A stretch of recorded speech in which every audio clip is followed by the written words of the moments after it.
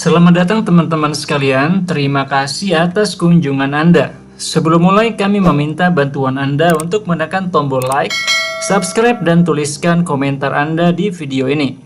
Jangan lupa untuk membagikannya kepada teman-teman dan saudara Anda, agar channel ini dapat berkembang dan memberi manfaat kepada lebih banyak orang, insya Allah. Kali ini kita membahas tentang sebuah kisah nyata tentang Sultan Sulaiman Al-Qanuni dan apa yang ditemukan di dalam kotak tempat makam Sultan Sulaiman Al-Qanuni the Magnificent, Sultan Turki Utsmani di masa kejayaannya. Banyak yang tidak mengetahui siapakah Sultan Sulaiman Al-Qanuni, Sultan ke-10 Kekaisaran Utsmani.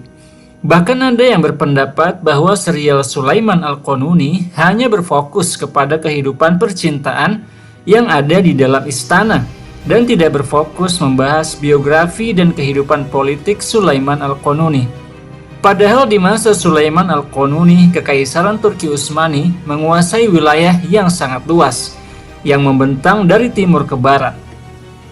Wilayahnya mencakup sebagian besar Eropa Timur, Afrika Utara, hingga ke Jazirah Arab, dan Turki Utsmani saat itu menjadi negara superpower adidaya sebagai kekuatan politik terkuat di dunia, yang tidak dapat ditandingi oleh kekuatan politik manapun di dunia kala itu.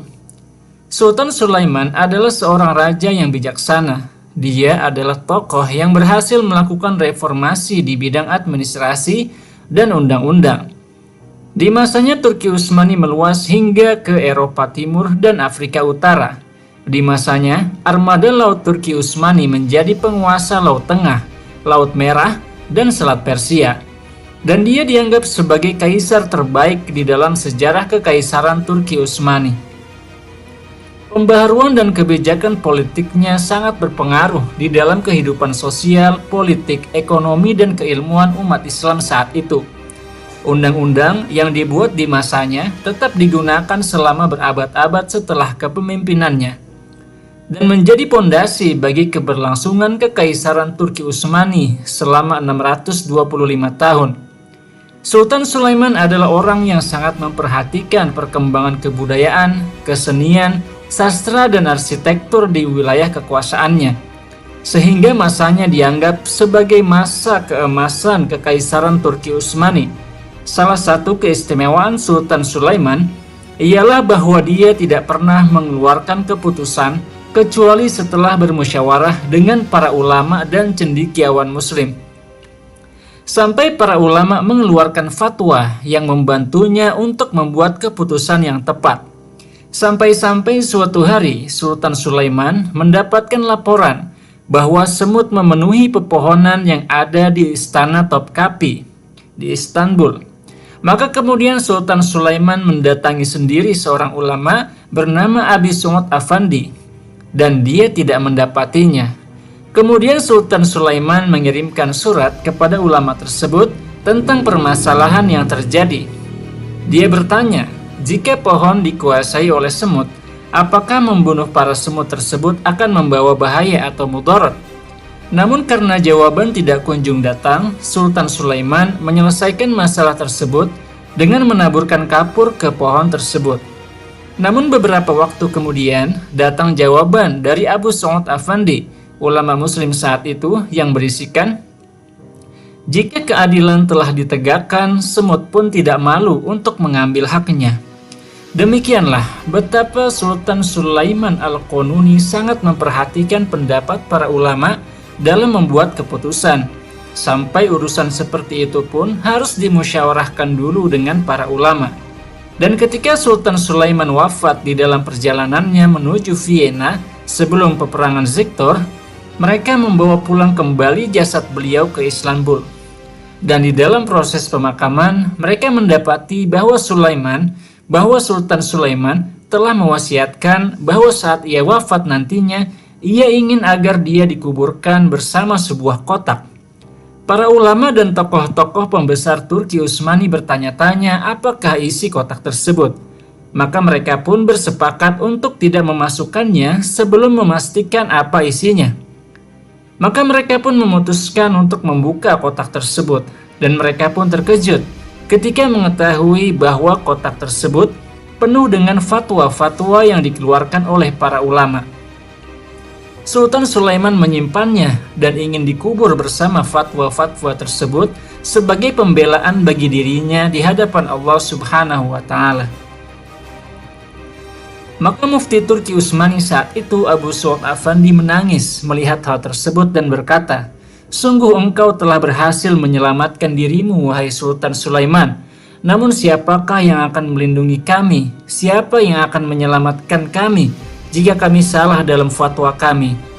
Dan salah satu riwayat mengatakan bahwa Sultan Sulaiman rahimahullah berkata, "Ketika aku wafat nanti, keluarkanlah tanganku dari kotak mayat, agar semua orang melihat bahwa Sultan pun akan meninggalkan dunia ini dengan tangan kosong."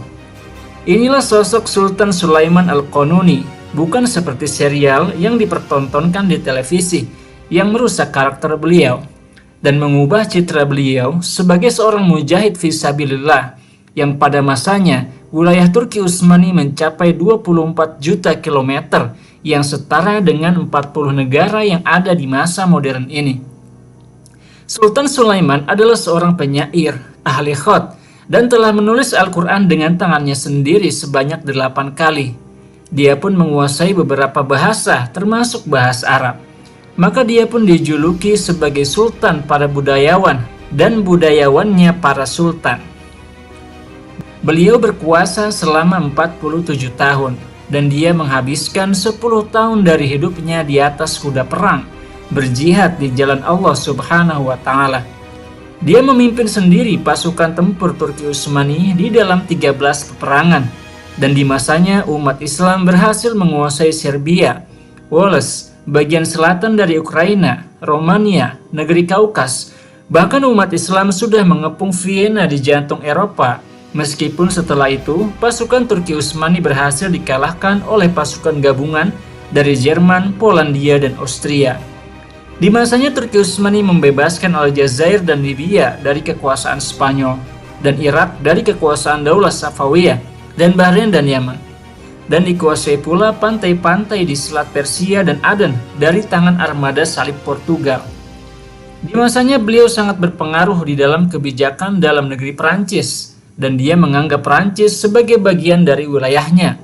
Dan di masanya Perancis mundur dari pelabuhan Toulon di Perancis, sehingga pelabuhan tersebut menjadi salah satu pos armada laut umat Islam di wilayah barat Eropa.